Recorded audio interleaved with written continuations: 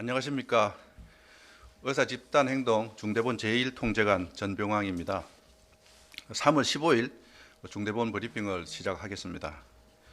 정부는 전공의들이 의료 현장을 비운 지 한 달째 접어들고 있는 상황을 안타깝게 생각하며 중증, 응급 환자 중심의 비상진료 체계 유지를 위해 모든 역량을 집중하고 있습니다.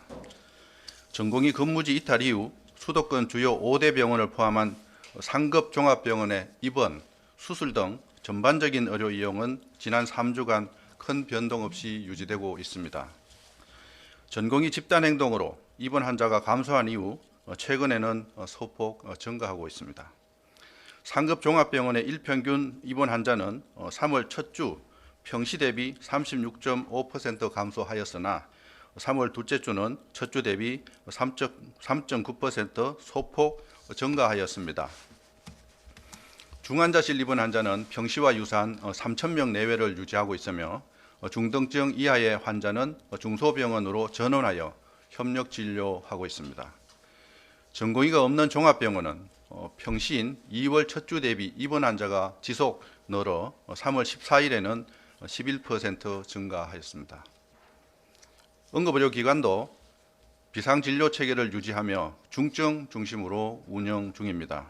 전체 408개소 중 98%에 해당하는 399개소가 병상 축소 없이 지속 운영하고 있습니다. 의료 현장을 비우기 시작한 2월 20일부터 22일까지의 응급실 내원 환자는 2월 첫 주 대비 23%까지 감소한 이후 큰 변동 없이 유지되고 있습니다. 이는 중증도 이하 환자의 응급실 이용이 줄어든 영향으로 분석하고 있습니다. 의료 현장의 중증 응급 지표는 안정적이지만 국민들의 의료 이용 불편과 현장을 지키는 의료진들의 소진 문제를 정부는 엄중하게 생각하고 있습니다. 일부 불편을 참고 정부 비상진료 지침에 협조해 주시는 국민 여러분과 환자의 곁을 지켜주시는 현장 의료진께 깊은 감사의 말씀을 드립니다. 어제 건국대 충주병원에서는 이번 집단행동과 상관없이 전체 의료진이 정상진료를 유지하겠다는 입장을 밝혀주셨습니다. 지역 주민의 생명과 건강을 최우선으로 하여 환자 진료에 최선을 다하는 건국대 충주병원에 깊은 감사의 말씀을 드립니다. 정부는 현장의 의료진의 노고가 헛되지 않도록 비상진료 체계 유지에 필요한 지원을 아끼지 않겠습니다. 정부는 비상진료 체계를 지속 강화하고 있습니다. 오늘부터 응급실 과밀화를 방지하기 위한 경증 환자 분산 지원 사업을 시행합니다. 전국 43개 권역 응급의료센터에서 경증, 비응급 환자를 인근 의료기관으로 안내하는 경우 정책 지원금을 지급합니다. 소요되는 재정은 예비비 67억 5천만 원입니다. 경증 응급 환자가 1차, 2차 병원으로 전원되는 경우 구급차 이용료는 3월 13일부터 정부가 전액 부담하고 있습니다. 또한 정부는 상급 종합병원과 종합병원 간 환자의 신속한 전원과 또 협력 진료 체계를 지속 강화하고 있습니다. 정부는 진료 협력 건수와 진료 역량을 고려하여 종합병원 100개소를 상급 종합병원과 협력 체계를 구축할 진료 협력 병원으로 지정하고 협력을 위한 지원 강화를 추진합니다. 먼저 각 병원의 진료 협력센터 인력의 인건비를 지원합니다. 신규 채용 시에는 월 400만 원 한도 내 실비를 지원하고 기존 인력에 대해서는 1인당 월 최대 200만 원을 지원합니다.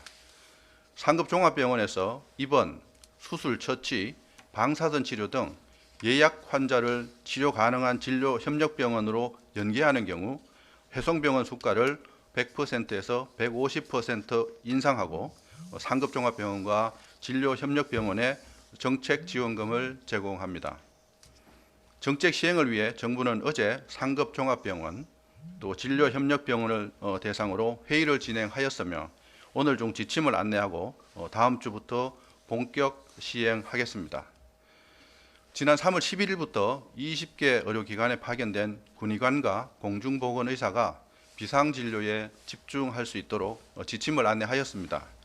공중보건의사가 응급환자 진료를 위해 주 80시간의 범위에서 주 40시간을 넘겨 근무하거나 해당 의료기관의 규정에 따라 주말 야간 근무를 하게 되는 경우에는 특별활동지원비, 시간의 수당, 숙박비, 일비, 식비 등을 지원하고 있습니다. 또한 법적 보호도 강화합니다. 공중보건의는 파견된 의료기관의 정규 근무 인력과 동일한 법적 보호와 지원을 받을 수 있습니다. 또한 책임보험에 가입한 의료기관에서는 공중보건의도 가입 대상에 포함시킬 것을 요청하였으며 이에 따른 보험료 추가분은 정부가 지원합니다. 다음으로 전공의가 제출한 사직서의 효력에 대해서 말씀드리겠습니다. 현재 모든 전공의에게 진료유지명령이 내려진 상태입니다. 의료법 제59조 1항에 따른 보건복지장관의 진료유지명령이 유효하므로 모든 전공의는 진료 업무를 유지할 의무가 있습니다.